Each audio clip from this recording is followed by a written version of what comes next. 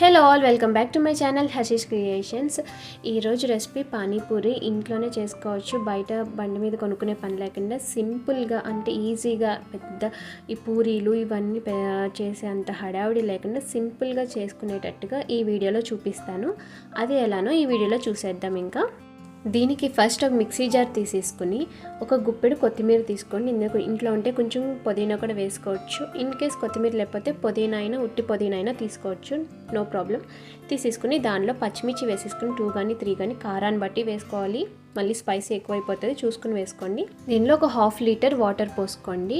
ఇందులోనే పానీపూరి మసాలా ఉంటుంది కదా, బయట దొరుకుతాయి, అది వేసేయండి. 1 tablespoon and 1/4 tablespoon chaat masala, salt సరిపడా వేసేసుకోండి. అండ్ కారం ఒక 1/4 టేబుల్ స్పూన్ వేసాను, స్పైస్ చూసుకుని వేసుకోండి. అండ్ ధనియాల పొడి ఒక 1/2 టేబుల్ స్పూన్, జీలకర్ర పొడి ఒక 1/4 టేబుల్ స్పూన్ వేసేసి కింద సబ్ టైటిల్స్లో ఉంటాయి, క్లియర్గా అన్నీ చూసి వేసేసుకోండి పౌడర్లు. అండ్ ఒక చెక్క నిమ్మకాయ పిండిసుకుని అంతా ఒకసారి బాగా మిక్స్ చేసేసుకోండి, కలిసేటట్టు చూసేసుకుని సాల్ట్ అన్నీ సరిపోయిన లేవో చూసుకుని అడ్జస్ట్ చేసేసుకుని మూత పెట్టేసి పక్కన పెట్టేసుకోండి. నెక్స్ట్ వేరే బౌల్లో పొటాటోస్ తీసుకోండి, బాయిల్ చేసేసినాయి, మీడియం సైజ్వి 2 తీసేసుకుని వీటిని ఒకసారి మ్యాష్ చేసేసుకోండి. నెక్స్ట్ బఠానీలు, ఇవి 8 అవర్స్ నానబెట్టి కుక్కర్లో ఉడికించినవి, ఇలా సాఫ్ట్గా అయిపోవాలి ఉడికితే. ఇలా ఉడికించినవి కూడా ఒక 1 కప్ తీసేసుకోండి. ఇవి కూడా వేసేసి ఒకసారి లైట్గా మ్యాష్ చేసుకోండి, లేదంటే 2 కలిపేసి ఒకేసారి మ్యాష్ చేసుకున్నా పర్వాలేదు.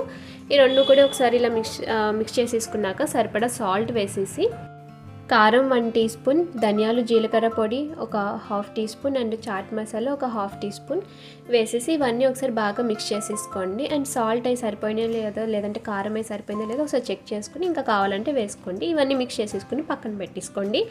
నెక్స్ట్ కడాయిలో ఆయిల్ పోసేసుకుని హీట్ అయిన తర్వాత పానీపూరి చిప్స్ బయట దొరుకుతాయి, చాలామందికి ఐడియా ఉంటుంది వీటి కోసం. ఇవి కొనేసుకుని తెచ్చేసుకోండి. నేనైతే ఇవే వాడతాను, పూరీలు అవి చెయ్యను, ఎందుకంటే చాలా పెద్ద ప్రాసెస్ కదా. ఇలా అయితే మనకి చాలా క్విక్గా అయిపోతుంది, అందుకని నేను ఈ వీడియోలో చెప్పాను చాలా క్విక్గా సింపుల్గా అయిపోతాయని.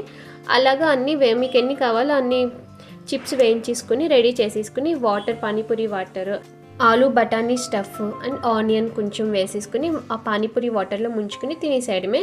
చాలా హెల్తీగా మనం ఇంట్లోనే చేసేసుకోవచ్చు. అంటే పానీపూరి చిప్స్ అండ్ పానీపూరి మసాలా, చాట్ మసాలా ఉంటే, ఈ 3 ఉంటే చాలండి. మనం ఈజీగా పిల్లలు అడిగినప్పుడు కానీ హెల్తీగా ఇంట్లో చేసేసుకుని తినేయచ్చు. బయట తినడం కంటే ఇంట్లో తినడం మంచిది కదా. నేను చూపించిన ఈ మెజర్మెంట్స్తో చేసిన వాళ్ళకైతే ఈజీగా 4 మెంబర్స్ వరకు ఖచ్చితంగా తినచ్చు ఉట్టి పానీపూరికి. నెక్స్ట్ ఏ పానీపూరి చిప్స్తో దహీపూరి చూద్దాము.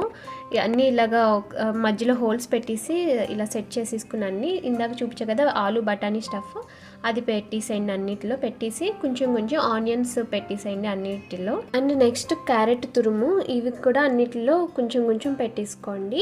దీని తర్వాత టమాటా చట్నీ ఉంటుంది కదా, అది కొంచెం 1 స్పూన్ వేసేసుకోండి. లేదంటే కెచప్ ఉంటుంది, దానిలో కొంచెం వాటర్ పోసి డైల్యూట్ చేసుకునైనా వేసుకోవచ్చు, ఇలా అయినా బాగానే ఉంటుంది. టమాటా చట్నీ అయితే ఇంకా బాగుంటుంది. అండ్ 1 టేబుల్ స్పూన్ పెరుగు వేసుకోండి. అంటే పెరుగులో కొంచెం వాటర్ పోసేసి మజ్జిగ కవ్వంతో ఒకసారి చిలకండి, సాఫ్ట్గా అయ్యిద్ది అదంతా.